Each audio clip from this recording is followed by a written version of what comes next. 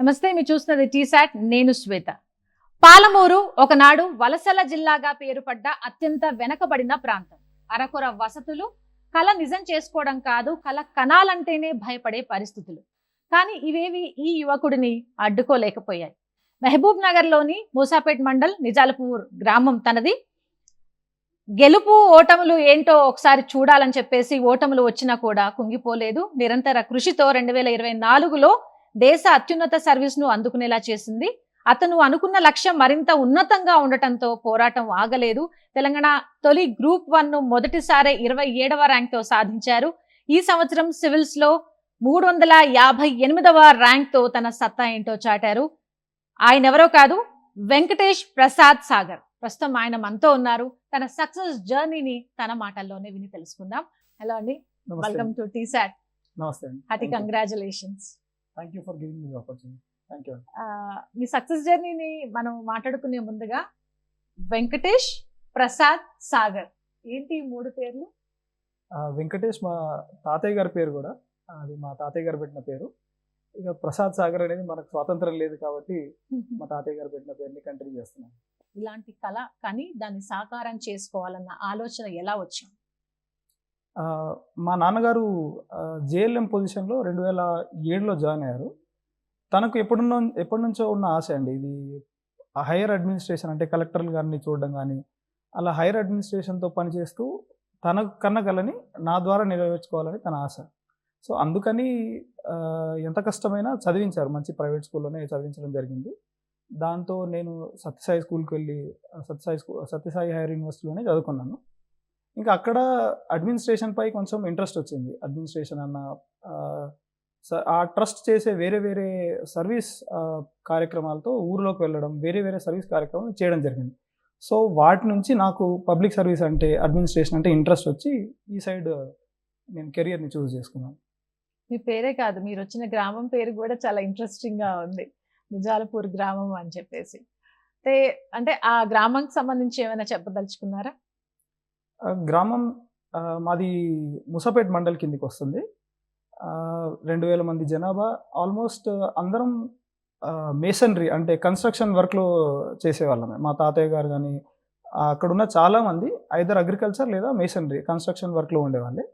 So వలసలకు చాలా పేరు ఉందండి. అంటే చాలామంది మా గ్రామం నుంచి మన శ్రీశైలం డ్యామ్ కన్స్ట్రక్షన్ కానీ, ఆల్మట్టి డ్యామ్ కన్స్ట్రక్షన్ కానీ వెళ్ళేవాళ్ళు. ఈ మధ్య నీళ్ళు రావడంతో మళ్ళీ అగ్రికల్చర్కి షిఫ్ట్ అయ్యి అక్కడే ఉండిపోతున్నారు. మీ కుటుంబ నేపథ్యం ఏంటి అసలు? మా తాతయ్య గారు అంటే మా నాన్న వాళ్ళ నాన్నగారు ఇక్కడ మెదక్ డిస్ట్రిక్ట్కి వచ్చి కన్స్ట్రక్షన్ పనిలో ఉండేవారండి. యాజ్ అ లేబర్గానే స్టార్ట్ చేశారు. అయితే మా నాన్నగారు ఇంట్రెస్ట్తో 10th పాస్ అయ్యి తర్వాత ఐటీఐలో జాయిన్ అయ్యి తనకు ఇంట్రెస్ట్ వచ్చి అలా జూనియర్ లైన్మెన్గా ఎలక్ట్రిసిటీ డిపార్ట్మెంట్లో జాయిన్ అయ్యారు. ఇంకా అప్పటి నుంచి మళ్ళీ ఇంట్రెస్ట్ వచ్చి ఐటీఐ చేస్తూ మళ్ళీ ఇంజనీరింగ్ చదువుతూ అలా ప్రమోషన్ మీద ఇప్పుడు అసిస్టెంట్ ఇంజనీర్గా కోయిల్కొండలో చేస్తున్నాం ఎలక్ట్రిసిటీ డిపార్ట్మెంట్లో. ఎలక్ట్రిసిటీ డిపార్ట్మెంట్లో ఉన్నారు. మీ గ్రామానికి సంబంధించి చూసినట్లయితే వలస వెళ్ళి డ్యామ్ కన్స్ట్రక్షన్లో చాలా పెద్ద పాత్ర పోషించిన నేపథ్యం ఉంది. మరి ఇటువైపు రావాలని మీకు ఎందుకు అనిపించింది?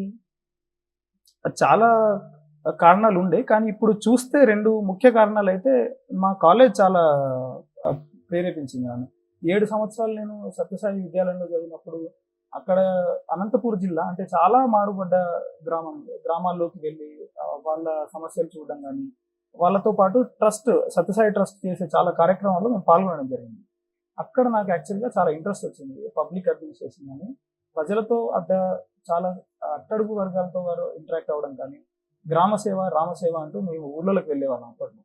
సో వాళ్లకు ప్రభుత్వం తరఫు నుంచి ఎలా అందుతున్నాయి అవన్నీ అప్పుడే ఒక 21 ఏళ్ళ సమయం, 21 ఏళ్ళ వయసులో మాకు అన్ని అర్థమైపోతుంది.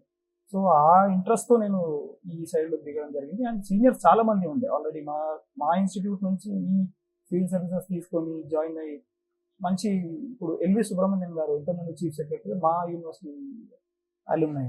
సో అలా మాకు ఇన్స్పిరేషన్ ఆల్రెడీ ఉంది సివిల్ సర్వీస్లో జాయిన్ అవ్వడానికి. అందుకు ఇక చూస్ చేసుకున్నాను పార్ట్. మీ నాన్నగారు ఆయన ఎలక్ట్రిసిటీ డిపార్ట్మెంట్ వైపు ఉన్నారు. మరి ఈ నిర్ణయం చెప్పిన వెంటనే ఏమన్నారు ఆయన? వాళ్ళు మా అమ్మ నాన్న చాలా సపోర్టివ్. అసలు ఏమాత్రం భయపడకుండా, ఏమాత్రం ఎందుకు తొందరగా కెరియర్ చూస్ చేసుకోవడం ఇంజినీరింగ్ అయిపోతే అలా ఏమాత్రం అనకుండా చాలా చాలా ఎంకరేజ్ చేశారు. అంటే ఫైనాన్షియల్‌గా గానీ అటు చాలా సార్లు 2 అటెంప్ట్‌లు నాకు రాలేదు. అప్పుడు కూడా చాలా ఎమోషనల్‌గా సపోర్ట్ చేయడం గానీ, ఫ్యామిలీ, ఫ్రెండ్స్ అందరూ చాలా సపోర్ట్ చేశారు. So, parents are always backbone అండి. అందులో ఏ డౌట్ లేదు. స్కూలింగ్ ఎక్కడ జరిగింది? ఆ తర్వాత ఇంజినీరింగ్ ఎక్కడ చేశారు? 10th వరకు నేను మహబూబ్‌నగర్ జిల్లా చైతన్య సెంట్రల్ స్కూల్‌లో చదివాను. హుహు. ఆ తర్వాత inter, degree and PG MSc ఫిజిక్స్‌లో చేశాను నేను. అదంతా అనంతపూర్‌లో సత్యసాయి యూనివర్సిటీలో జరిగింది. ఓకే. సిబ్లింగ్స్? లేదండి, నేను ఒక్కడినే. మీరొక్కరే. ఒక్కడినే. ఓకే. రైట్. ఈ పాత్ చూస్ చేసుకున్న తర్వాత అసలు ఈ పాత్‌లోకి రాకముందు అంటే సత్యసాయి అంత పెద్ద ఇన్‌స్టిట్యూషన్‌లో చదువుకున్నారు. చాలా స్ట్రిక్ట్‌గా ఉంటుంది. చాలా మంచిగా ఉంటుంది బోధనంతా కూడా. అక్కడే ఎటు వెళ్ళాలని కూడా వాళ్ళు చెప్పే దాంట్లో మీకు అర్థమైపోతూ ఉంటుంది. ఏ పాత్ చూస్ చేసుకోవాలని. మరి ఇంజినీరింగ్ చేసిన తర్వాత ఉద్యోగం చేయాలన్న ఆలోచన అసలు రాలేదా? ఎంఎస్సీ ఫైనల్ ఇయర్ వరకు కూడా నేను కొంచెం ఇంకా పీహెచ్‌డీ వెళ్దామని ఆలోచనలో ఉండింటి. అప్పుడు ఎంఎస్సీ అయిపోయింది. నీట్‌గా ఫారెన్ యూనివర్సిటీలో చాలా ఛాన్స్ ఉండే. అలాగే స్టేట్ యూనివర్సిటీలో నాకు గేట్‌లో ర్యాంక్ వచ్చి సెంట్రల్ ఐఐటీస్‌లో గానీ పీహెచ్‌డీకి ఛాన్స్ ఉండే. కానీ ఇక కోవిడ్ టైంలో కొంచెం మళ్ళీ టైం దొరికినప్పుడు ఆలోచించుకుంటే ఇంకా ఫుల్ ఫ్లెడ్జ్డ్‌గా డిసైడ్ అయిపోయాను. 2-3 అటెంప్ట్స్ ఎంతైతే ఎంత ఇంటెన్స్‌గా చదివితే అంత ఇంటెన్స్‌గా ఇచ్చేసి, ఒకవేళ రాలేదు అంటే వెళ్ళిపోదాం అనుకున్నా గానీ, ఇవ్వకుండా అయితే మళ్ళీ రిగ్రెట్ ఉండకూడదు అని ఫిక్స్ అయ్యి వచ్చేసాను. ఓకే. ఇప్పుడు గ్రామ సేవ, రామసేవ లాంటి సేవా కార్యక్రమాల్లో పాల్గొన్నప్పుడు మీకు మిమ్మల్ని ఇన్‌స్పైర్ చేసిన సంఘటనలు ఏమైనా ఉన్నాయా? మనం ఈ పాత్ చూస్ చేసుకొని ఇటువైపు వెళ్తే ఇంకా మనం ప్రజల మధ్య ఉండగలుగుతాము. వాళ్ళకు మన సేవ మన నుంచి మనం దేశానికి ఎంత ఇవ్వగలుగుతామో అంత ఇవ్వగలము అని ఎప్పుడైనా అనిపించిందా? అంటే ఫర్ ఎగ్జాంపుల్ మేము కోవిడ్‌లో హాస్టల్‌లోనే ఉండిపోయాము. ఓహ్! అక్కడే ఉండి ఎగ్జామ్స్ రాయడం జరిగింది. అప్పుడు మా హాస్టల్‌లోనే అసలు ఒక అడ్మినిస్ట్రేషను ప్లస్ మా ట్రస్ట్ కలిసి అక్కడున్న పుట్టపర్తిలో ఎంతో మందికి వైద్య సేవలు అందించడం జరిగింది. అప్పుడు ఒక డిస్ట్రిక్ట్ అడ్మినిస్ట్రేషన్ ఎంత ఇంపార్టెన్సో దాని వైటాలిటీ ఏందో ఆ రోజు అర్థమైంది. సో, అది చాలా ఇంపాక్ట్ చేసింది నన్ను మళ్ళీ పబ్లిక్ అడ్మినిస్ట్రేషన్ వైపు తిరగడానికి. 2024లో మీకొచ్చిన ర్యాంక్? నాకు 700 ర్యాంక్ వచ్చిందండి 24లో. దాని తర్వాత మళ్ళీ స్టేట్‌లో 27th ర్యాంక్ వచ్చి ఇక్కడ డిప్యూటీ కలెక్టర్ పొజిషన్ వచ్చింది. సో, ఇది తీసుకొని ఇక్కడే ఉన్నాను. డెప్యూటీ కలెక్టర్ గురించి మనం మాట్లాడుకునే ముందుగా 700 ర్యాంక్ వచ్చినప్పుడు మీకేమనిపించింది? అంటే ఇందులోకొచ్చారు, ఇటువైపు వెళ్ళిపోవాలి సివిల్స్‌లో జర్నీ స్టార్ట్ చేసిన తర్వాత థర్డ్ అటెంప్ట్‌కి మీకొచ్చేసింది 700 ర్యాంక్. కానీ అక్కడితో ఆగలేదు. ఎందుకని? అంటే అనుకున్నది ఎవరికైనా ఆల్ ఇండియా సర్వీసెస్‌లో ఉండాలని ఐఏఎస్ కానీ, ఐపీఎస్ కానీ. సో, ఇంత దగ్గరకొచ్చాం గదా! మళ్ళీ ఇంకొకసారి ఇచ్చి పర్ఫెక్ట్‌గా ఇస్తే అయ్యే ఛాన్స్ ఉందేమో అన్న కాన్ఫిడెన్స్‌తో ముందరికెళ్ళిపోయాను. అండ్ మళ్ళీ పేరెంట్స్ సపోర్ట్ ఉంది కాబట్టి ఏ భయం లేకుండా ముందరికెళ్ళిపోయానండి. సో, అది ఆల్ ఇండియా సర్వీస్‌లోకి వెళ్ళాలన్న ఆశ ప్రతి ఒక్కరికి ఉంటుంది. ఈ జర్నీ స్టార్ట్ చేసిన వాళ్ళని. అంటే ఇటువైపు వచ్చినప్పుడు ఫినాన్షియల్‌గా కూడా మనకి కొంచెం బర్డెన్‌గా ఫీల్ అవుతాము అని చెప్పేసి ఉద్యోగం చేసి ఇటువైపు వచ్చేవాళ్ళు కొంతమంది.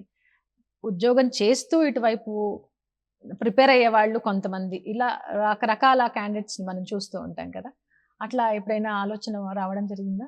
కోచింగ్ ఇన్‌స్టిట్యూట్స్‌తో అసోసియేట్ అయ్యి కొన్ని ఫర్ ఎగ్జాంపుల్ పేపర్ కరెక్షన్ చేయడం గానీ, మెంటార్‌షిప్ చేయడం గానీ, లేదా జాబ్ చేస్తూ నా ఫ్రెండ్స్ కూడా కొంతమంది సాఫ్ట్‌వేర్ ఇంజినీర్స్‌గా ఉంటూ ప్రిపేర్ అవుతున్నారు. ఓకే. సో, అలా ఫైనాన్సెస్ ఇష్యూస్ ఉన్నాయండి. కానీ ఫర్ ఆల్ గుడ్ పర్పసెస్ మా ఫాదర్ అలా ఎంకరేజ్ చేయలేదు. అంటే అవేవి ఇస్తే మీ దాకా రానివ్వలేదు. నా దాకా రానివ్వకుండా ఇస్తే పర్ఫెక్ట్‌గా ఒక 2-3 అటెంప్ట్స్ ఇచ్చి అయితే అయింది లేదంటే లేదు అన్న కాన్ఫిడెన్స్‌తో వెళ్ళమన్నారు. నేను ఒక ఫుల్ టైమ్ జర్నీ తీసుకుందామని అలాగే ప్రిపేర్ అయ్యాను. ఒక 4 ఇయర్స్ అయింది ఇప్పటికి. సో, అండ్ దెన్ నౌ ఇప్పుడు ఒక కంక్లూజన్‌కొస్తుంది. ఫస్ట్ అటెంప్ట్ ఫెయిల్ అయినప్పుడు మీకేమనిపించింది? మనం ఈ జర్నీలో ఉండగలమా? లేదా? అన్న డౌట్ ఏమైనా వచ్చిందా? ఫస్ట్ అటెంప్ట్ నా ఆహ్, తప్పే అండి. అంటే నేను సరిగ్గా ప్రిపేర్ అవ్వకుండా ప్రిలిమ్స్ ఇవ్వడం జరిగింది. సో, ఆ డౌట్ కూడా రాలేదు. ఎందుకంటే నా ప్రాబ్లమే నేనే సరిగ్గా పేపర్ 2 సీసాట్ సరిగ్గా చూసుకోకుండా పోయినందుకు ఇలా ఇష్యూ అయింది. దాంతో మళ్ళీ తప్పకుండా ఇవ్వాల్సిందే అని కాన్ఫిడెంట్‌గా కూర్చున్నాను. అలా ఎప్పుడు రాలేదండి. ఫస్ట్ అటెంప్ట్‌కి అయితే ఏం అనిపియలేదు. ఇటువైపు రావాలి అనుకున్న తర్వాత అసలు ఆ సిలబస్ ఏంటి? ఆ బుక్స్ ఏంటి? ఇవన్నీ మనం ఒకసారి ఆ! చూసుకుంటాం. మరి కోచింగ్ అవసరం పడుతుందా లేదా అని చెప్పేసి కూడా మనకు ఒక ఆలోచన వస్తుంది. మెంటర్స్‌ని ఎవరిని చూస్ చేసుకోవాలి? ఏ కోచింగ్ మంచిగా ఉంది? ఎన్ని గంటలు చదవాలి? ఇవన్నీ కూడా మన మనసులో వచ్చిన ప్రశ్నలు వస్తూ ఉంటాయి. అవును. మీకొచ్చాయా లేవా? కోచింగ్ అంటే నా వరకు వచ్చేసరికి నేను సైన్స్ బ్యాక్‌గ్రౌండ్ నుంచి వచ్చాను. జనరల్ స్టడీస్ అస్సలు పెద్దగా టచ్ లేకుండే టు బి వెరీ హానెస్ట్. నేను 7 ఇయర్స్ ప్యూర్ సైన్సెస్‌లోనే ఉన్నాను కాబట్టి 10th తర్వాత సో నేను కోచింగ్ తీసుకుందామని మెంటల్‌గా ఫిక్స్ అయ్యాను. ఎందుకంటే నాకు ఒక బౌండరీ తెలీదు. ఎక్కడ ఆపాలి, ఎక్కడ ఆపకూడదు, ఏ సోర్స్ తీసుకోవాలి, ఏ సోర్స్ పిక్ అవ్వకూడదు అవన్నీ తెలియాలని చెప్పి నేను కోచింగ్ తీసుకుందామని డిసైడ్ అయ్యాను. అందుకే కోచింగ్ తీసుకున్నాను. అది కాకుండా ఆప్షనల్ సబ్జెక్ట్ అయితే తొందరగా డిసైడ్ అయిపోయాను. నా ఫిజిక్సే కాబట్టి ఫిజిక్స్ అయితే తీసేసుకున్నాను. సో ఆ డౌట్స్ అన్నీ వస్తాయి. ఒక 1, 2 మంత్స్ కూర్చొని నీట్‌గా ఆలోచించుకుంటే అప్పుడు కొంచెం క్లారిటీ వస్తది. ప్రిపేర్ చేసిన ముందే. 700 ర్యాంక్ వచ్చినప్పుడు సంతోషించారా? నిరాశపడ్డారా? మళ్ళీ ట్రై చేయాలని అనుకున్నారా? చాలా మిక్స్డ్ ఫీలింగ్ అండి. అంటే ప్రతి ఒక్కరికి ఒక ఫస్ట్ కోరిక ఏందంటే లిస్ట్‌లో పేరు ఉండాలని. కానీ లిస్ట్‌లో పేరు చూసినప్పుడే మళ్ళీ ఏమనిపిస్తదంటే ఇంకొంచెం కష్టపడి, ఇంకొంచెం సరిగ్గా అయ్యుంటే మంచి ర్యాంక్ వచ్చేదేమో. మళ్ళీ ఇంకొక మిక్స్డ్ ఫీలింగ్ ఏందంటే మళ్ళీ ఎగ్జామ్ రాయాలన్న మిక్స్డ్ ఫీలింగ్ గూడా వస్తుంది. బట్ ఇట్ వాస్ మంచి ఎక్స్‌పీరియన్స్. ఏంది పేరు లిస్ట్‌లో ఉన్నప్పుడు ఒక హ్యాపీ ఫీలింగ్ అయితే గ్యారంటీగా ఉంటుంది. ఓకే. రైట్. అదైతే ఆపలేదు. జర్నీ అలాగే కొనసాగించారు. లక్ష్యాన్ని చేరుకున్నారు. కానీ మధ్యలో ఇంకా సంతోషించదగ్గ విషయం ఏంటంటే గ్రూప్ 1కి మనం సెలెక్ట్ అయిపోవడం, అందులో డిప్యూటీ కలెక్టర్‌గా అపాయింట్ అయిపోవడం, ప్రజలకి కనెక్ట్ అయిపోయి వాళ్ళ సేవలో మనం వెళ్ళిపోవడం. మీరేదైతే అనుకున్నారో ఆ లక్ష్యం సగం వరకు మీరు రీచ్ అయిపోయారు. అవును. ఎందుకంటే సివిల్స్‌లో మిమ్మల్ని మీరు చూసుకోవాలని మీకు కల ఉన్నా కూడా ఏదైతే అంతిమంగా వాళ్ళకి సేవ చేయాలి, ఎంతో కొంత లాభం చేకూర్చాలన్నది ఒక లక్ష్యం. మరి గ్రూప్ 1లోకి వెళ్ళిన తర్వాత ఏమనిపించింది? ఇంకా చాలని ఆలోచన రాలేదా? ఖచ్చితంగా మళ్ళా మన సివిల్స్‌లో మన ర్యాంక్ ఉండాల్సిందే, మన ఫోటో అక్కడ చూడాల్సిందే. అట్లా మీ ఫీలింగ్ ఏమై ఉండింది అప్పుడు? అంటే ఇది గాడ్ గివెన్ ఆపర్చునిటీగానే తీసుకుంటానండి. ర్యాంక్ 27 అది గూడా సొంత స్టేట్‌లో రావడం చాలా మంచి ఆపర్చునిటీ. సొంత స్టేట్‌లో ఉంటూ ఇక్కడే ఎంతైనా అదొక అదృష్టం.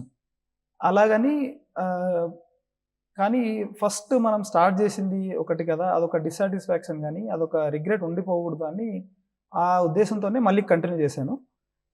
దాంతో మళ్ళీ ఈసారి ర్యాంక్ వచ్చిందండి. కాకపోతే ఆ ఫీలింగ్ ఏదైతే ఉంటదో 21లో నేను స్టార్ట్ చేసినప్పుడు అప్పుడు యాక్చువల్‌గా గ్రూప్స్ ఉంటదన్న ఐడియా గూడా సరిగ్గా లేకుండే. 2021లో గ్రూప్ ఏ ఒకటి స్టేట్‌లో గ్రూప్ 1 సర్వీసెస్ ఉంటది అన్నంత క్లారిటీ నాకు లేకుండే. అంటే పడతదో లేదో అన్న కొంచెం క్లారిటీ. దాంతోటి కొంచెం సెంట్రల్ వైపే వెళ్దామని మొగ్గు చూపేవాడిని. కానీ ఇప్పుడు ఇంత మంచి ర్యాంక్ వచ్చింది కాబట్టి చాలా హ్యాపీ యాక్చువల్‌గా. మరి ఈ గ్రూప్ 1కి వెళ్ళాలి, ఇటువైపు కూడా మనం ప్రయత్నించాలని చెప్పి ఎవరు మిమ్మల్ని గైడ్ చేశారు?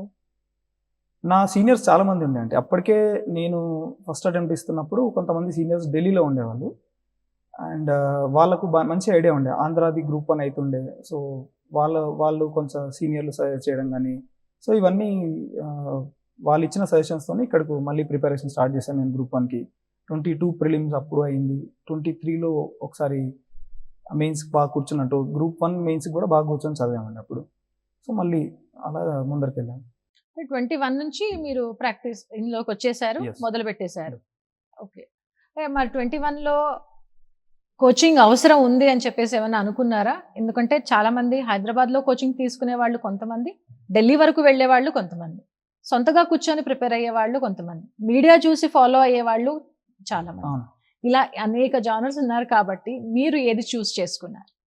అంటే ఈ సిలబస్ చూసినప్పుడు ఇది చాలా సబ్జెక్టివ్ ఎగ్జామ్ అని ఆల్మోస్ట్ అందరికీ అర్థమైపోతుంది. జనరల్ స్టడీస్ ఉంది, ఆప్షనల్ ఉంది, ఎస్సే ఉంది, మళ్ళీ ఇంటర్వ్యూ ఉంది.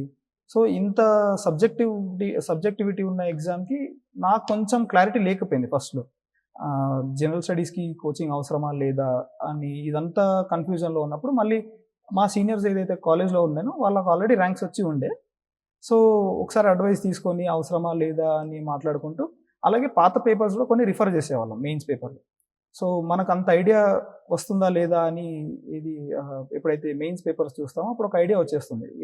అవసరమా లేదా అని. సో ఇవన్నీ చూసి నేను ఒక కంక్లూజన్‌కి వచ్చింది ఏంటంటే నేను better to go for general studies coaching అని అనుకున్నాను. అందుకని నేను అక్కడికెళ్ళి కోచింగ్ తీసుకున్నాను ఢిల్లీకెళ్ళి. ఇప్పుడు ఢిల్లీలో కోచింగ్‌కి, హైదరాబాద్‌లో ఇప్పుడున్న ఫెసిలిటీస్‌కి, ఇప్పుడున్న కోచింగ్‌కి అంత దూరం వెళ్లి అక్కడ కోచింగ్ తీసుకోవాల్సిన అవసరం ఉందా? లేదు మన దగ్గర ఉన్న ఈ ఫెసిలిటీస్‌ని యూజ్ చేసుకొని ర్యాంక్ కొట్టొచ్చా?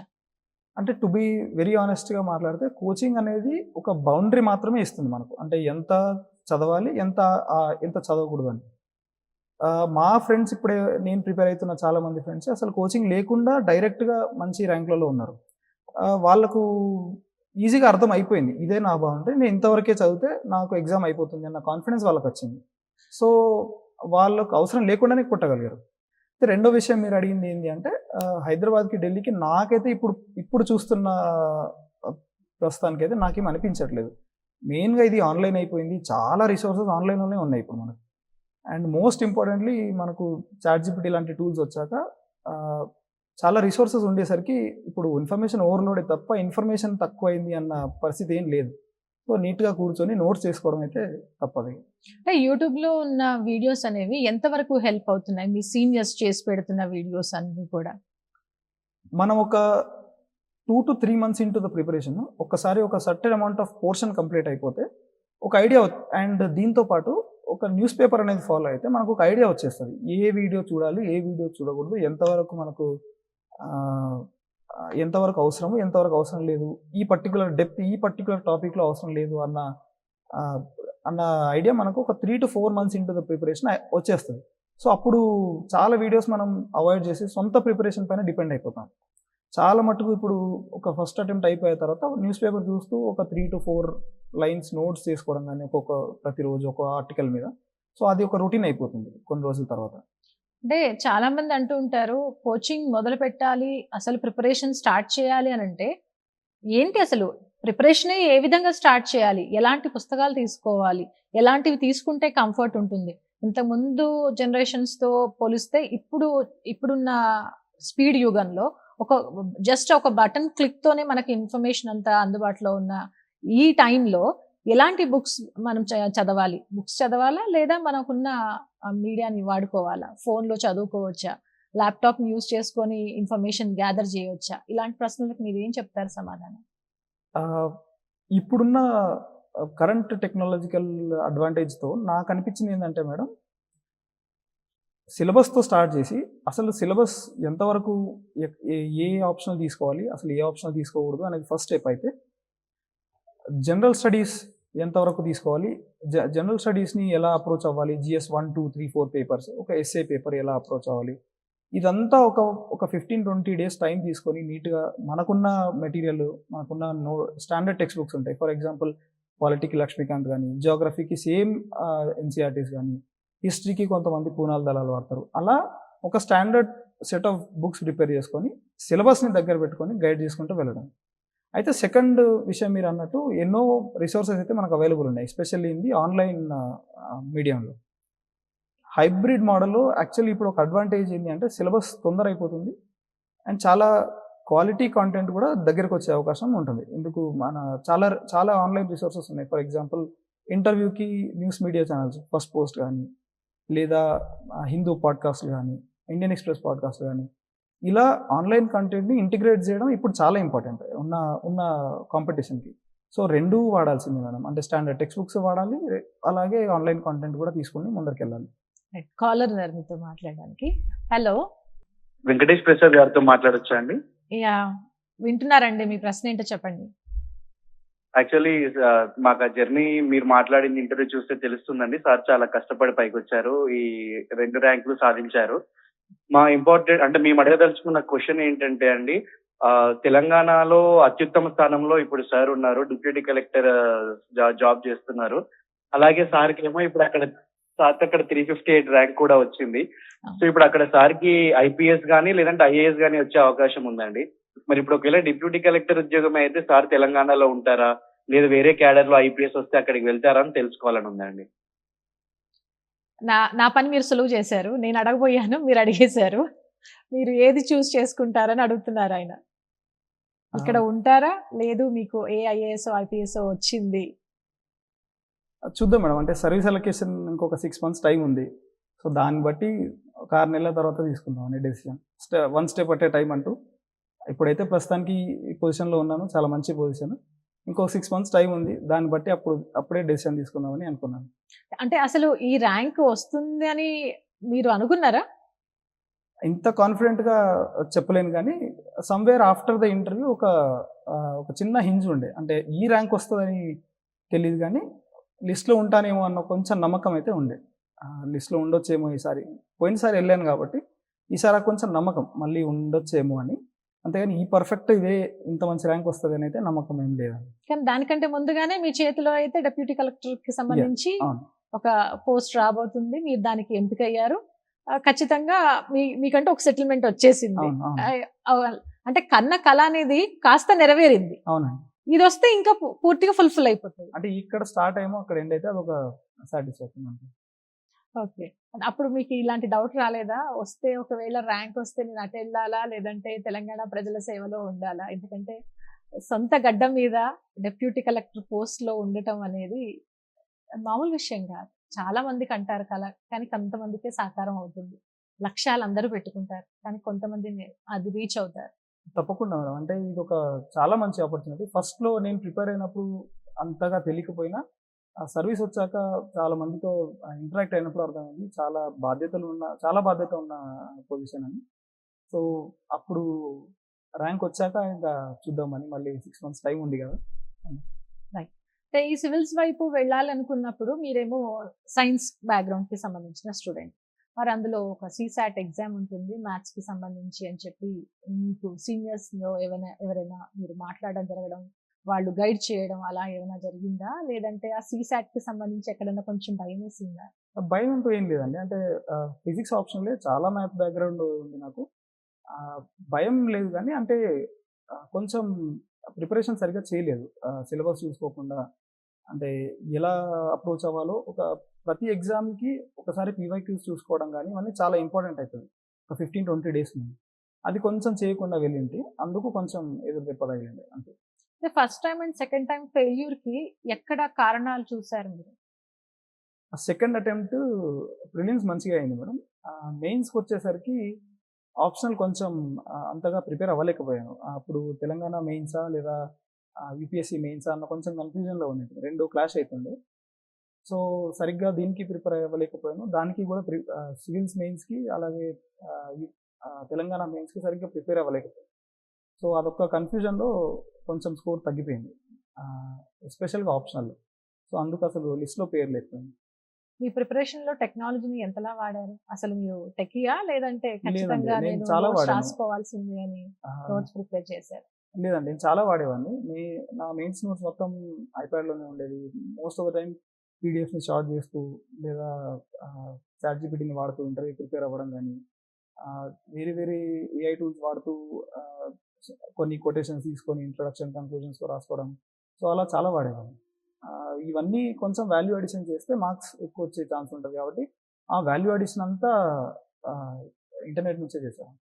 2021లో ఈ ప్రయాణం మొదలుపెట్టిన తర్వాత ఆ నోట్స్ ఏదైతే ప్రిపేర్ చేశారో ఆ నోట్స్ అంతా కూడా మీకు ప్లస్ అవుతూ వచ్చిందా? అదంతా కూడా మళ్ళీ దాన్ని ఒకసారి రివైజ్ చేసుకోవడం, వాటన్నిటిని చూసుకోవడం. ఒకసారి నోట్స్ స్టార్ట్ చేసామనంటే ఈ జర్నీ ఎలా ఉంటుందంటే ఒక మత్తు లాంటిదని చెప్పేసి చెప్తూ ఉంటారు. ఇందులో దిగిన క్యాండిడేట్స్ ఎవరైనా సరే విజయాన్ని అందుకున్నా అందుకోకపోయినా మళ్ళీ ఒక అటెంప్ట్ ఉంది కదా, చెయ్యాలని చెప్పి ఉంటది, కానీ అందులోంచి క్విట్ అవుదామని చెప్పేసి చాలా రేర్ కేసెస్ ఉంటారని అంటారు. మరి మీరేమంటారు?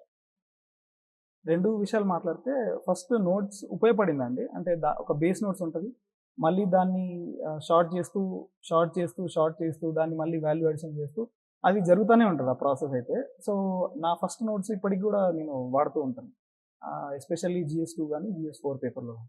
అయితే సెకండ్ విషయం, మీరు అన్నట్టు ఇది ఒక సైకిల్ అయితే గ్యారంటీగా నడుస్తూనే ఉంటుంది.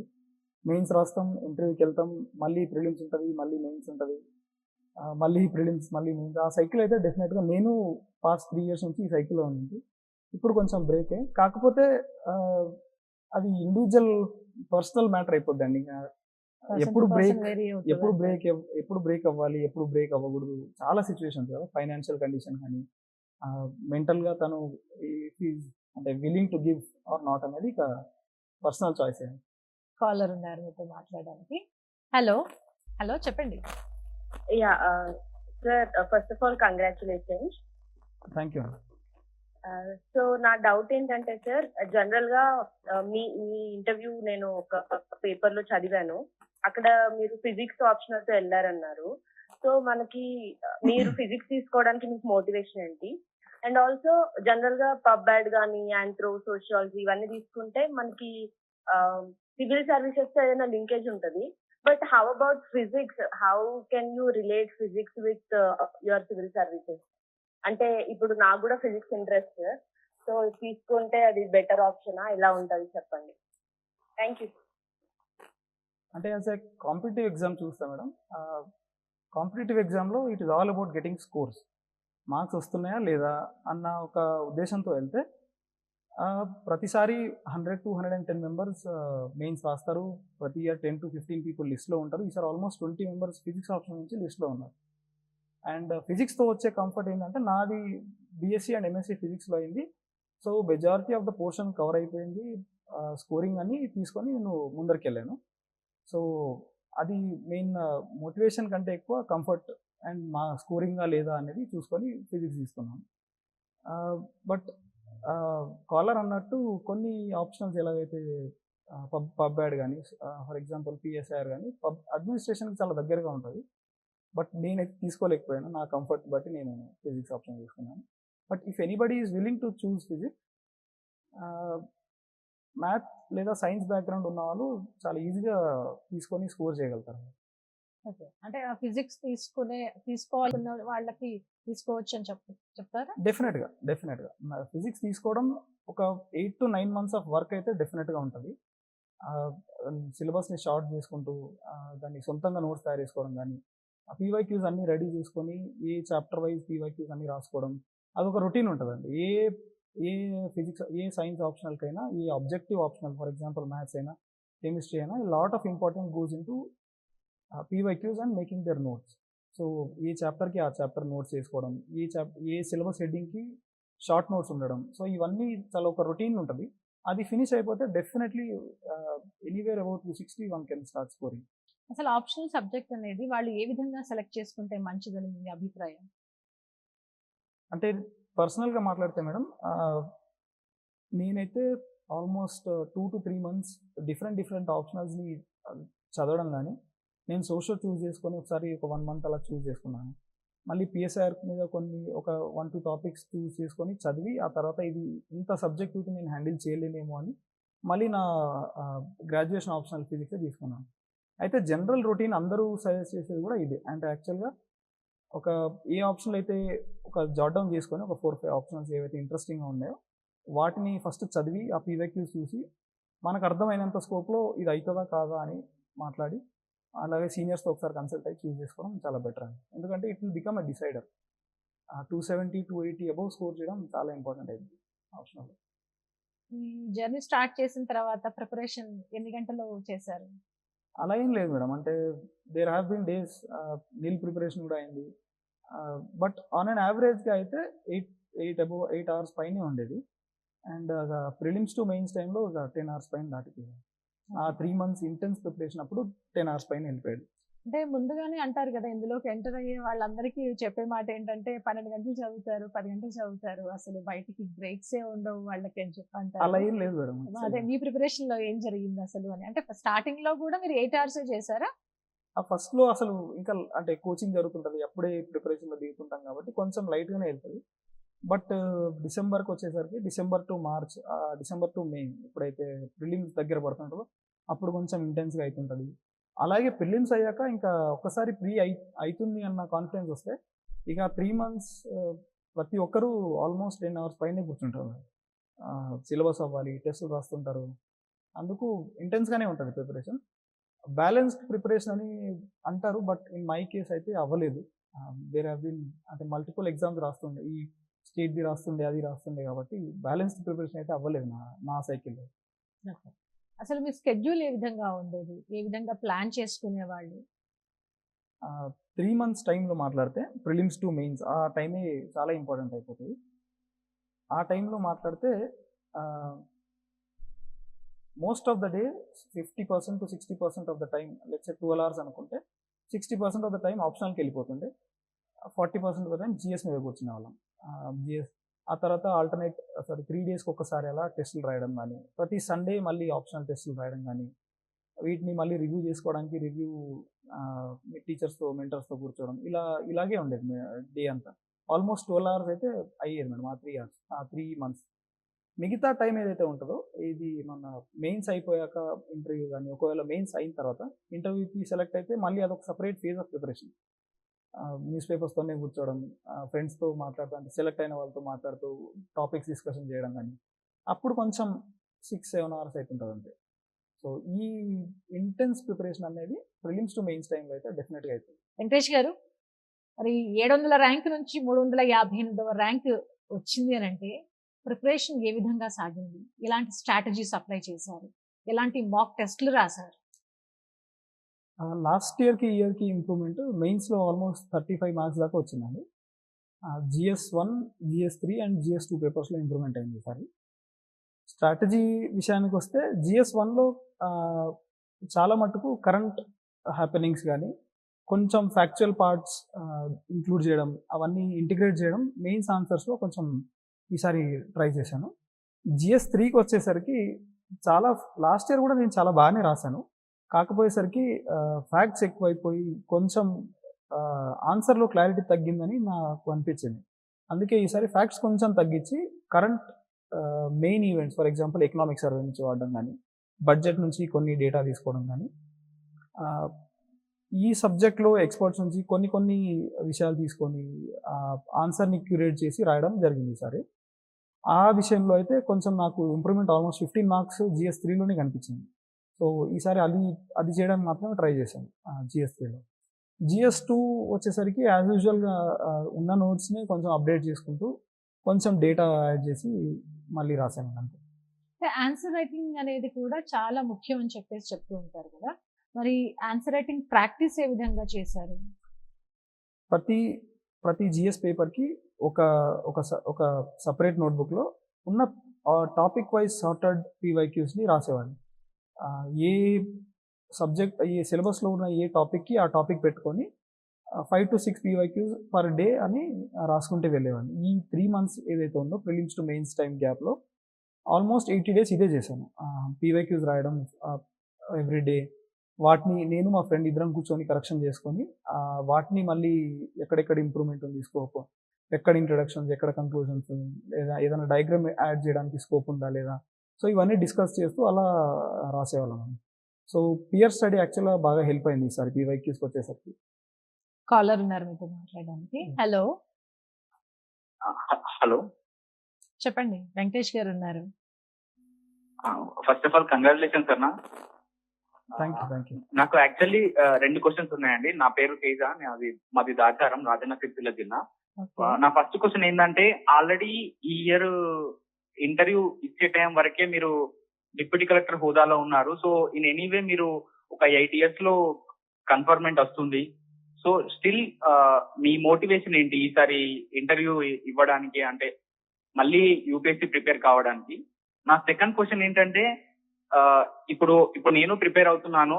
ఇప్పుడు మనం మెయిన్స్ రాద్దాం అనుకున్నప్పుడు ఒకవేళ అంటే ఈ కోచింగ్ తీసుకోకుండా మనకు సెల్ఫ్ ఎవాల్యుయేషన్ కానీ ఇట్లా AI యూసేజ్ కానీ ఎలా చేసుకోవాలో దాని మీద కొంచెం క్లారిటీ ఇవ్వాలి. Thank you.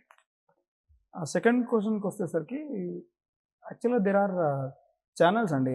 ప్రయాస్ AI అని ఒకటి, కన్వర్ట్ IAS అని ఒక 2-3 వెబ్సైట్స్ ఉన్నాయి. ఎక్కడ మనం ఆన్సర్ రాసి అప్లోడ్ చేస్తే AI బేస్డ్ ఎవాల్యుయేషన్ అయితే జరుగుద్ది. అంటే ఎంతవరకు యాక్యురేటో కాదో మనం గెస్ చేయలేం, కానీ జస్ట్ టు మేక్ ష్యూర్ మనం ఏదైనా మిస్ చేస్తున్నామేమో, అసలు డిమాండ్ ఆఫ్ ద క్వశ్చన్ అర్థమయ్యి డిమాండ్ ఆఫ్ ద క్వశ్చన్ రాస్తున్నామో లేదో, ఏదన్నా ఆ హడావిల్లో అంటే 7 to 8 minutes టైంలో మనం రాసే ఆన్సర్కి ఏదైనా పార్ట్స్, సబ్ పార్ట్స్ కానీ డైమెన్షన్స్ కానీ మిస్ అవుతున్నామేమో అన్న ఒక చిన్న హింట్ మాత్రమే ఈ AI బేస్డ్ ఎవాల్యుయేషన్లో వస్తుంది.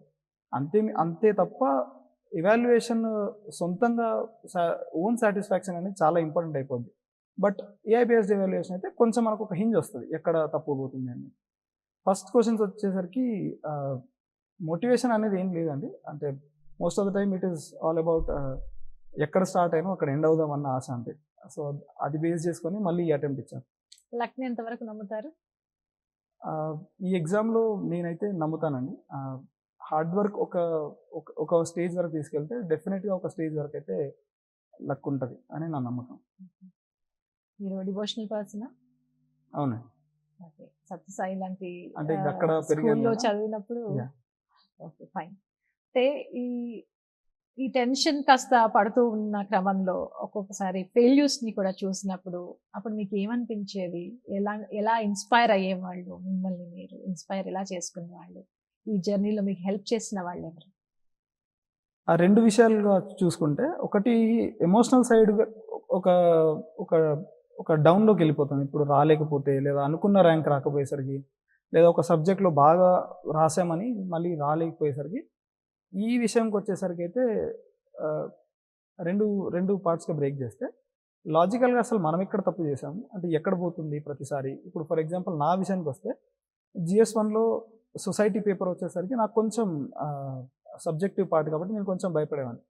సో, అక్కడ నా ఫ్రెండ్స్‌తో డిస్కస్ చేయడం గానీ, పీవైక్యూలు రాయడం గానీ, వాళ్ళు ఇచ్చిన సజెషన్స్‌ని ఇంప్లిమెంట్ చేయడం ఇలా జరిగేది. సెకండ్ విషయానికొచ్చేసరికి most of the support uses to come from 3 of my friends in Delhi and మా పేరెంట్స్. అంటే చాలా మటుకు మా ఫాదర్ చాలా ధైర్యంగా ఉండేవారు ఎప్పుడు. ఇది కాకపోతే ఇది మళ్ళీ చూసుకుందాంలే అన్న ధైర్యం మా నాన్నకు చాలా ధైర్యం ఉండేది ఈ విషయంలో. సో, అసలు మా నాన్నే అంత ధైర్యంగా ఉన్నాడు, నేనెందుకు ఉండకూడదు అన్న నమ్మకంలో నేను ప్రిపేర్ అయ్యేవాడిని. సో, భయమేం లేదు అన్న అన్న నమ్మకం మా నాన్న ఇచ్చేవాడు. అయితే లాజికల్‌గా ఎక్కడ తప్పులు పోతుంది, కొంచెం ఈ ఎమోషన్స్ ఏదైతే ఉన్నాయో నాకు రాలేదేమో అన్న భయం నుంచి రావడానికి మా ఫ్రెండ్స్ చాలా హెల్ప్ చేసేవాళ్ళు. ఇక్కడ టైం ఎక్కువ పెట్టి ప్రిపేర్ అవ్వు, ఈ పర్టిక్యులర్ ఏరియాలో నీది వీక్ ఉంది అని పియర్ గ్రూప్ చాలా హెల్ప్ అయింది. సో, ఈ 2 విషయాలు ఇందులో ఈ ఆన్సరే. పియర్ గ్రూప్ కి సంబంధించి మీరు 1-2 సార్లు ప్రస్తావించారు కాబట్టి ఆ గ్రూప్ మెంబర్స్ ఎవరు? వాళ్ళ పేర్లు ఏమైనా చెప్తారా? పేర్లు ఎందుకులేండి. ఉన్నారు. నా ఫ్రెండ్స్ చాలా మంచి ఫ్రెండ్స్ ఉన్నారు ఢిల్లీలోనే. అక్కడే ప్రిపేర్ అయ్యాము. వాళ్ళంతా నా వాజిరాం బ్యాచ్‌మేట్స్. వాళ్ళ ఎంకరేజ్‌మెంట్, సపోర్ట్ చాలా ఉంది. యాహ్! డెఫినెట్‌లీ. మీ స్ట్రెంగ్త్ అంటే మీ నాన్నగారు. మీ అవునండి. మాటల్లో తెలిసిపోతోంది. మా నాన్నగారు, మా అమ్మ గూడా. ఓకే. అంటే అమ్మ ఎప్పుడైనా ఒకసారి కొంచెం ఆలోచన వచ్చినా కూడా మీ నాన్నగారికైతే ఆ ఆలోచన కూడా ఎక్కడ లేదు. రాలేదేమో లేదు. కదా? అస్సలు కాదు. ఎన్నిసార్లు అటెంప్ట్ అవుతుంటే ఆవిడకేమైనా అనిపించిందేమో కానీ ఇంకా ఫాదర్‌కి అయితే అసలు సెకండ్ థాటే లేదు. అస్సలు లేదు. అయితే ఇంకా టెస్ట్ సిరీస్‌కి సంబంధించి కూడా చాలా మందికి చాలా డౌట్స్ ఉంటాయి. ఆ టెస్ట్ సిరీస్ చేయాలా? రాయాలా? అవి ఎంతవరకు మనకు హెల్ప్ అవుతాయి? ప్రిలిమ్స్ అండ్ మెయిన్స్ 2 విషయాలు మాట్లాడతాయండి. ప్రిలిమ్స్ టెస్ట్ సిరీస్ నాకు అనిపించినంత వరకైతే ప్రిలిమ్స్ చాలా మటుకు మన ప్రిపరేషన్‌లో ఎక్కడైతే బ్యాక్‌లాగ్స్ ఉన్నాయో లేదా ఎక్కడైతే లూప్ హోల్స్ ఉన్నాయో వాటిని ఐడెంటిఫై చేసుకోవడానికి టెస్ట్ సిరీస్ చాలా హెల్ప్ అవుతది. ఏదైనా సరే అంటే any test series will work. అంటే ఈ పర్టిక్యులర్ ఇన్‌స్టిట్యూట్ అని ఏం లేదండి. ఏ టెస్ట్ అయినా సరే తీసుకొని 2 గంటల్లో రాస్తున్నప్పుడు ఈ పర్టిక్యులర్ ఏరియా నుంచి ఫర్ ఎగ్జాంపుల్ మోడర్న్ హిస్టరీ గానీ లేదా పాలిటీలో ఈ పర్టిక్యులర్ చాప్టర్ నుంచి గానీ కొన్ని నాకు వీక్ పాయింట్స్ ఉన్నాయని ఐడెంటిఫై చేసుకోవడానికి టెస్ట్ సిరీస్‌లు చాలా హెల్ప్ అవుతాయి. సో, ఈ క్రమంలోనే ఫుల్ లెంగ్త్ టెస్టులు రాయడం ప్రిలిమ్స్‌కి చాలా ఇంపార్టెంట్ అయింది. అయితే మెయిన్స్‌కొచ్చేసరికి ఏమైద్దంటే 3 గంటల టైంలో 20 క్వెషన్‌లు రాయడం 7-8 మినిట్స్‌లో ఒక 10 మార్కర్, 10 మినిట్స్ టైంలో ఒక 15 మార్కర్ రాయడం. టైం మేనేజ్‌మెంట్ ఒకటి. మనం ఒక టాపిక్ మీద ప్రిపేర్ అయిన ఆన్సర్‌లని అక్కడ ఎగ్జామ్ హాల్‌లో 3 అవర్ టైంలో పర్ఫెక్ట్‌గా రిప్రొడ్యూస్ చేయగలగడం. అంటే అడిగిన డిమాండ్‌కి రిప్రొడ్యూస్ చేయగలగడం చాలా ఇంపార్టెంట్ అయిపోద్ది మనకు మార్కులు రావడానికి. సో, ఈ క్రమానికి టెస్ట్ సిరీస్ చాలా హెల్ప్ అవుతది. టైం మేనేజ్‌మెంట్, కంటెంట్ రిప్రొడక్షన్‌కి చాలా టెస్ట్ సిరీస్ అయితే ఉపయోగపడుతుంది. ఎస్పెషల్లీ మెయిన్స్ టైంలో. ప్రిలిమ్స్, మెయిన్స్ దాటితే ఇంటర్వ్యూ. Yeah. మరి ఆ ఇంటర్వ్యూకి ఎలా ప్రిపేర్ అయ్యారు మీరు? మాక్ ఇంటర్వ్యూస్ ఏమైనా ఇచ్చారా? ఇచ్చానండి. మార్క్స్ ఇచ్చాను. బట్ ఈసారి ఇంటర్వ్యూ ప్రిపరేషన్ బేసిక్‌గా నాకు చాలా హెల్ప్ అయింది. నా ఫీల్డ్ అటాచ్‌మెంట్ అయింది నాకు నల్గొండ డిస్ట్రిక్ట్‌లో. సో, అక్కడ వేరే అథారిటీస్‌తో ఇంటరాక్ట్ అవుతున్నప్పుడు గానీ, అసలు అడ్మినిస్ట్రేషన్ ఎలా జరుగుతుంది అని చాలా దగ్గరగా చూడడం అప్పుడు అండ్ వేరే హైయర్ అథారిటీస్‌తో ఇంటరాక్ట్ అవుతున్నప్పుడు మనకు ఒక కాన్ఫిడెన్స్ అనేది ఇన్నర్‌గా డెవలప్ అవుతుంది. సో, ఆ కాన్ఫిడెన్స్‌తో కొంచెం మాట్లాడడం గానీ, inner nuances of the administration, finances ఎలా జరుగుతున్నాయి, ఇవన్నీ కొంచెం ఒక బ్రాడ్ ఐడియా వచ్చినప్పుడు ఇంటర్వ్యూకి నాకు చాలా హెల్ప్ అయింది. సెకండ్ విషయం ఇంటర్వ్యూకి వచ్చేసరికి news paper I think one of the major sources. అంటే అంతకు మించిన సోర్స్ అయితే న్యూస్ పేపర్‌కి మించిన సోర్స్ ఏం లేదని నేను నమ్ముతాను. థర్డ్ ఏంటంటే ఏదైనా ఒక విషయాన్ని ఎంత డెప్త్ వరకు తీసుకెళ్ళొచ్చు, ఎక్కడ ఆపేయాలి అన్న ఆ మూమెంట్ కూడా ప్రాబబ్లీ ఒక ఫ్రెండ్తో కూర్చొని డిస్కస్ చేస్తే చాలా హెల్ప్ అయ్యింది. సో నా ఇంటర్వ్యూలో ఇలా 2-3 ఫ్రెండ్స్ ఉండేవాళ్ళు, డిస్కస్ చేస్తూ ప్రిపేర్ అయ్యాను. సో ఇదైతే బాగా జరిగింది ఇంటర్వ్యూ. ఎలాంటి క్వశ్చన్స్ వచ్చాయి మీకు? ఆ ప్యానెల్ ఏంటి? ఎంతమంది ఉన్నారు? ఆ ప్యానెల్ నాకు శ్రీవర్ధన్ సింగ్ సార్ వచ్చారు. క్వశ్చన్స్ నాకు నెంబర్ ఆఫ్ క్వశ్చన్స్ నేను ఐడెంటిఫై చేయలేదు కానీ 30-35 మినిట్స్ అయితే జరిగింది. ఓ.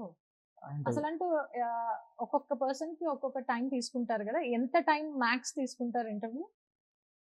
జనరల్గా అలా ఏం లేదండి. యాక్చువల్గా 30-35 ఏదో స్టాండర్డ్ టైం అని చెప్తారు. అది కాకుండా కొంతమందికి 20 మినిట్స్ కూడా జరగవచ్చు, కొంతమందికి 45 మినిట్స్ 50 వరకు కూడా వెళ్ళింది. సో అలా స్టాండర్డ్ టైమింగ్ అంటూ ఏం లేదండి. 50 వరకు కూడా వెళ్ళొచ్చు. వెళ్ళొచ్చు. It is all board prerogative. Right, caller ఉన్నారు, వాళ్ళతో మాట్లాడి మన ఇంటర్వ్యూని మనం కంటిన్యూ చేద్దాం. హలో. హలో, నమస్తే మేడం. నమస్తే అండి. నేను వెంకటేష్ గారితో మాట్లాడదాం. వింటున్నారండి, చెప్పండి. ఫస్ట్ ఆఫ్ ఆల్ అన్న, కంగ్రాచులేషన్స్ అన్న. నేను నీ జూనియర్ అన్న సత్యసాయి కాలేజ్ లో.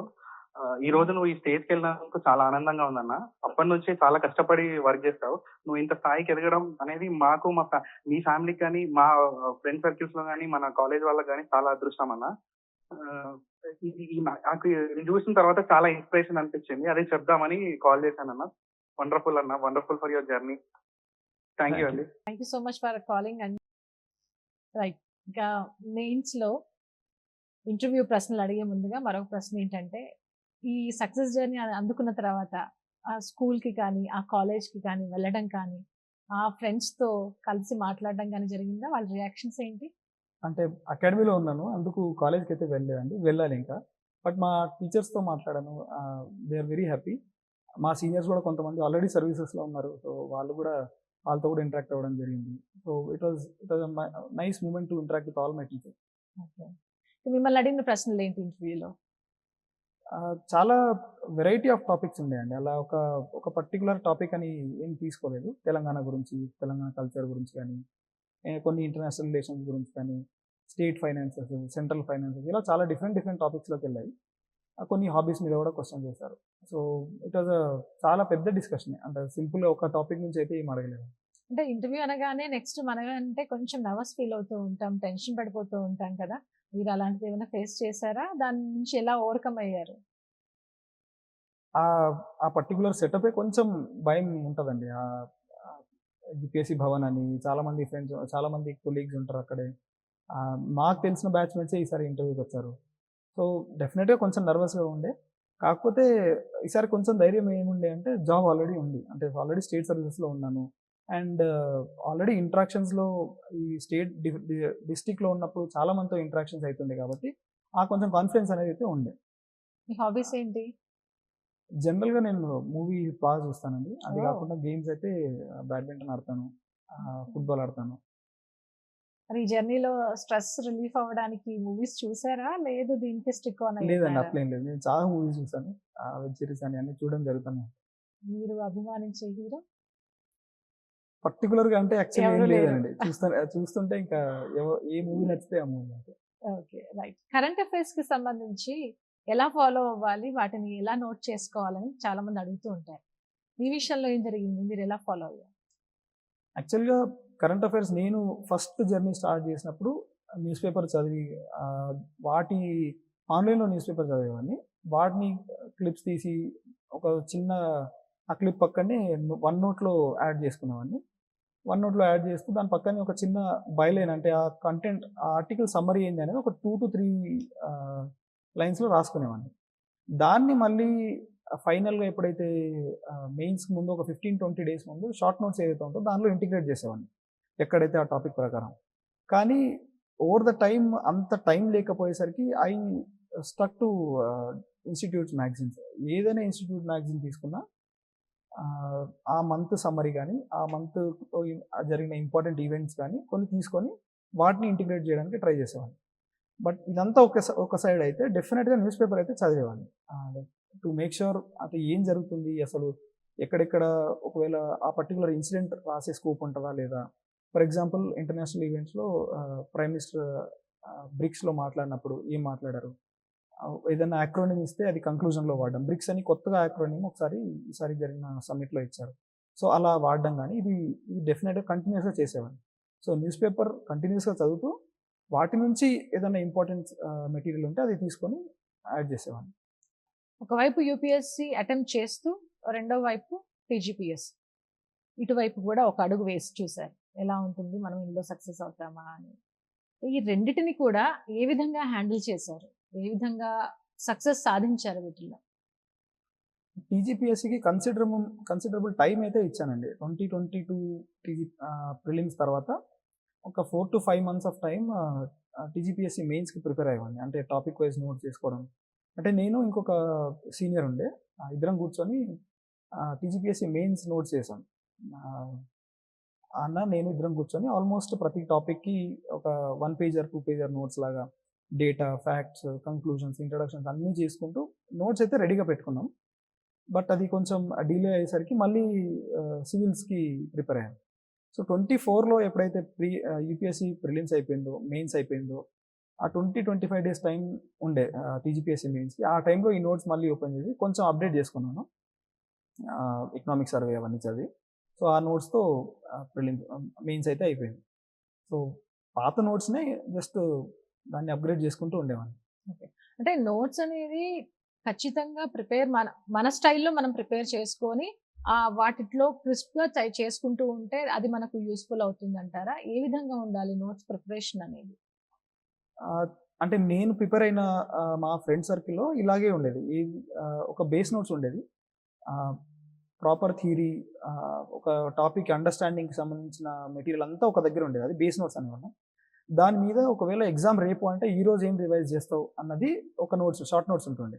సో ఆ నోట్స్ ఇండివిజువల్గా తయారు చేసుకునేవాళ్ళం. సో ఆ నోట్స్ ఎవరిది వాళ్ళదే. ఆ నోట్స్ అయితే కొంచెం డెఫినెట్గా హెల్ప్ అవుతుంది. రేపు ఎగ్జాము అంటే ఈ రోజు కూర్చొని ఒక 3 to 4 hours టైంలో ఇంపార్టెంట్ డేటా కానీ, ఇంపార్టెంట్ కంక్లూజన్స్ కానీ, లేకపోతే ఏదైనా యాక్రోనిమ్స్ ఉన్నా ఇవన్నీ పెట్టడం కొంచెం వాల్యుయేషన్ జరుగుతుంది. కాబట్టి షార్ట్ నోట్స్ అనేది చాలా ఇంపార్టెంట్. అండ్ సజెషన్ అని ఏం కాదు కానీ కొంతమంది అయితే చేయరు, బట్ సజెషన్ అయితే షార్ట్ నోట్స్ డెఫినెట్గా హెల్ప్ అవుతుంది. ఇటువైపు రావాలి అనుకునే వాళ్ళకి, సివిల్స్ లక్ష్యం పెట్టుకునే వారికి మీరేం చెప్తారు? రెండు విషయాలు అయితే, ఫస్ట్ది ఒక మంచి degree, either it may be a good BTech or it may be a good either it may be bachelors కానీ మాస్టర్స్ కానీ ఒక మంచి డిగ్రీ ఉండడం చాలా ఇంపార్టెంట్. ఎందుకు అంటే సక్సెస్ రేట్ చాలా తక్కువ అయిపోయేసరికి 0.02% అయ్యేసరికి కెరియర్స్ అనేది కొంచెం ఎఫెక్ట్ అవుతుంది ఇన్ టైంలో. సో ఇలా ఉన్నందుకు ఒక మంచి డిగ్రీ ఉంటే కెరియర్ అనేది పెద్దగా ఎఫెక్ట్ అవ్వకుండా సేల్ అయిపోవచ్చు. సెకండ్ థింగ్ ఏంటి అంటే మనం ఇచ్చిన 2 to 3 or 4 years A time అవుతుందో అది ఎంత ఇంటెన్స్గా ఇచ్చేసి ర్యాంక్ వస్తుందా లేదా ఇంకా అది మన చేతిలో లేకపోయినా, బట్ ఇంటెన్సిటీతో ఇవ్వడం అయితే డెఫినెట్గా ఐ వుడ్ సజెస్ట్. ఒక 2 to 3 years చాలా కష్టంతో ఇంటెన్స్గా ఇస్తే ఛాన్స్ ర్యాంక్ వచ్చే స్కోప్ అయితే డెఫినెట్గా ఉంటుంది. సో ప్రయాణం మొదలుపెట్టిన తర్వాత వెంటనే సక్సెస్ కొంతమందికి రావచ్చు, ఫెయిల్యూర్స్ చూడొచ్చు. మరి ఫెయిల్యూర్ వచ్చినప్పుడు దాన్ని ఏ విధంగా ఎదుర్కోవాలి? మీ విషయంలో మీరు ఏం చేశారు? ఫస్ట్ అండ్ సెకండ్ అటెంప్ట్లో కొంచెం నాకు ఫెయిల్యూర్ వచ్చినా నేను కొంచెం బ్యాక్ స్టేజ్ తీసుకున్నాను. అంటే టైం తీసుకొని 1 to 2 months తర్వాతే మళ్ళీ ప్రిపరేషన్ స్టార్ట్ చేశాను. సో ఆ 1 to 2 months టైంలో కొంచెం టైం తీసుకొని అసలు is it the failure is it because of లక్కా, లేదా నా ప్రిపరేషన్స్లోనే తేడా ఉందా, అంటే కొంచెం సరిగ్గా జరగలేదా, ఈ పర్టికులర్ టాపిక్స్ సరిగ్గా చదవలేదా. సో అలా ఒక అనాలిసిస్కి వచ్చిన తర్వాత మళ్ళీ ప్రిపరేషన్ స్టార్ట్ చేయాలా వద్దా అన్న డెసిషన్ తీసుకోవాలి. సో కొంచెం బ్యాక్ స్టేజ్ తీసుకొని కొంచెం ఫ్రెండ్స్, ఫ్యామిలీతో మాట్లాడుతూ, వెల్ విషర్స్తో మాట్లాడుతూ అసలు ఎక్కడ పోతుంది అన్న క్లారిటీ వస్తే అప్పుడు one can make a decision. Caller ఉన్నారు, మీతో మాట్లాడండి. హలో హలో హలో చెప్పండి. నమస్తే వెంకటేష్ గారు, నా పేరు రంజిత్ సార్. నమస్తే అండి. సార్, మీరు డిప్యూటీ కలెక్టర్ అయ్యారు అండ్ ఇప్పుడు సివిల్స్ లో కూడా ర్యాంక్ కొట్టారు. First of all congratulations sir. Thank you. Sir, అది నాకు సివిల్స్ అనేది డ్రీమ్ కాదు కానీ తెలంగాణలో సర్వ్ చేయాలని ఉంది. నెక్స్ట్ గ్రూప్ 1కి రాద్దాం అనుకుంటున్నాను. సో మీరు ఏమైనా టిప్స్ ఇవ్వగలరా సార్?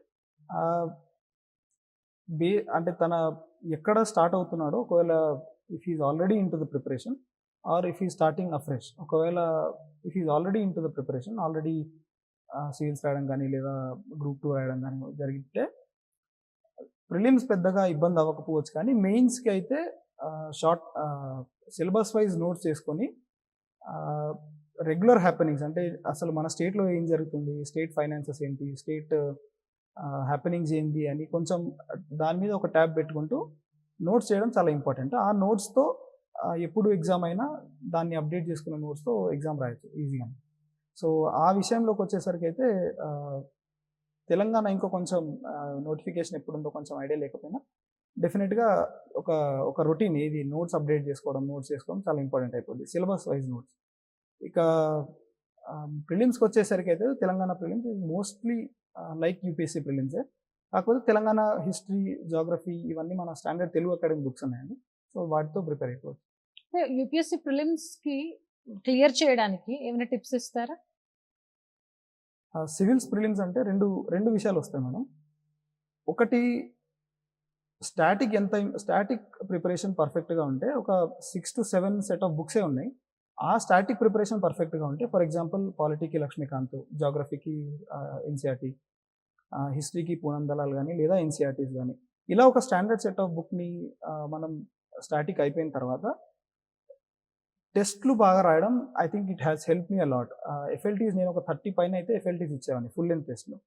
ఆ టెస్ట్లలో ఎక్కడ తప్పులు పోతున్నాయి, అంటే ఏ టాపిక్లో తప్పులు పోతున్నాయని చూసుకుంటూ మళ్ళీ వెనక్కి వెళ్ళి ఆ టాపిక్ని మొత్తం ఉన్న స్టాండర్డ్ సోర్స్ నుంచి చదివి అలా ప్రతి మిస్టేక్ అయిన క్వశ్చన్ని చూసుకుంటూ ఉంటే చాలా హెల్ప్ అవుతుంది. సో ప్రిలిమ్స్కి నాకు హెల్ప్ అయిన స్ట్రాటజీ అయితే ఇది.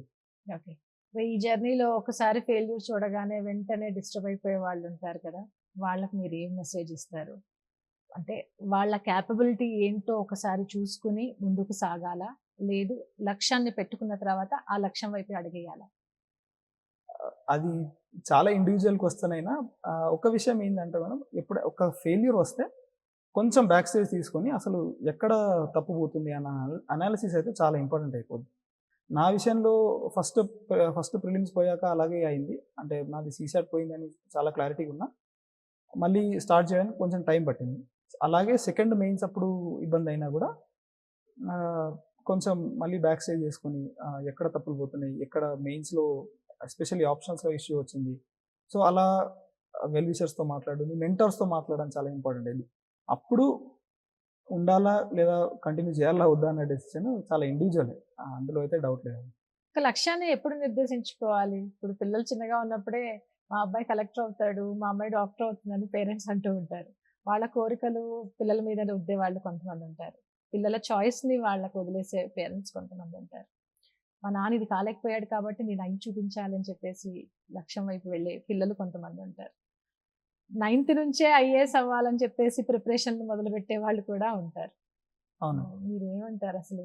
వాళ్ళకు వదిలిపెట్టాలా, లేదు వాళ్ళ అభిరుచి ఏంటో తెలుసుకొని మనం అటువైపు నడిపించాలి? ఇండివిజువల్ చాయిసే మేడం. ఎందుకంటే చాలామంది చాలామందికి బీటెక్ అయిపోయిన తర్వాత క్లారిటీ వస్తుంది. అంటే గ్రాడ్యుయేషన్ అయ్యి నాకైతే మాస్టర్స్ అయిన తర్వాత క్లారిటీ వచ్చింది, ఇది ఈ సైడే రావాలి. కొంతమందికి అసలు 12th తర్వాతే బీటెక్లో ఉంటూ ప్రిపరేషన్ చేసిన వాళ్ళు చాలా ఫస్ట్ సెకండ్ అటెంప్ట్లోనే ఈ ఎగ్జామ్ క్లియర్ చేసి వెళ్ళిపోయిన వాళ్ళు కూడా ఉన్నారు. ఒక్కొక్కరికి ఆ క్లారిటీ ఏ స్టేజ్ ఆఫ్ లైఫ్లో వస్తుంది అన్నది కూడా ఇంపార్టెంటే. సో ప్యూర్లీ ఇండివిజువల్ చాయిస్ అయిపోతుంది. Thank you so much for joining with us అండి. Thank you. All the very best for your future. Thank you అండి. ఇది సివిల్స్ లో సత్తా చాటిన వెంకటేష్ గారి సక్సెస్ జర్నీకి సంబంధించిన డీటెయిల్స్. చూస్తూనే ఉండండి టీసాట్.